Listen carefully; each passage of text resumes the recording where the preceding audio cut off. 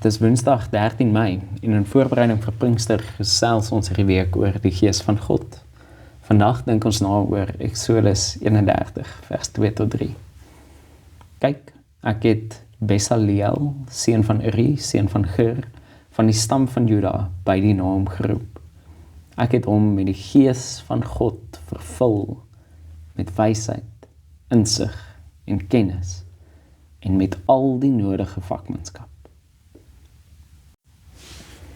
Hoewel God se Gees die bron van alle lewe is, lees ons op verskeie plekke van mense op wie die Gees van God op 'n besonderse manier is. Besaleel is die eerste persoon waarvan ons lees, wat vervul word met die Gees van God. Hy word toegerus om die tabernakel te bou.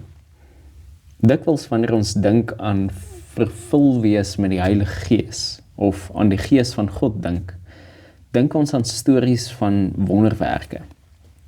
Dan, wanneer ons dalk nie self wonderwerke kan verrig nie, dink ons dat ons nie vervul is met die Gees nie.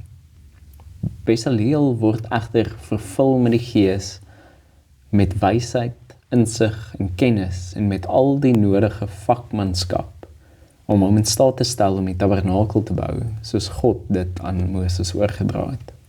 Het jy ooit daaraan gedink dat die Gees van God jou toerus om jou werk te doen?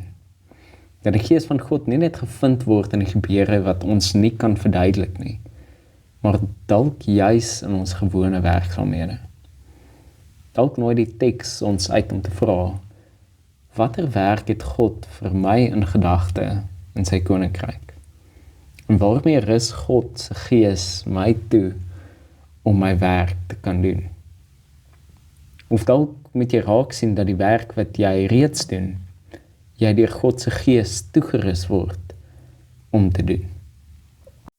Dan word die vraag dalk, hoe moet ek my werk inrig om seker te maak dat die werk wat ek doen eer aan God bring? Mag jy vandag bewus word van hoe God se Gees jou toerus om sy werk te doen as deel van sy koninkryk. Kom ons bid saam. Here, rus ons deur die Gees toe om die werk te doen wat U vir ons in gedagte het. Help ons om die koninkryk sigbaar te maak in die manier wat ons werk. Amen.